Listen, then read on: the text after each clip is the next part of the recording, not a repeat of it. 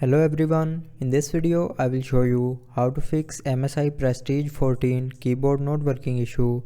So before starting the video, don't forget to subscribe the channel and also press the bell icon.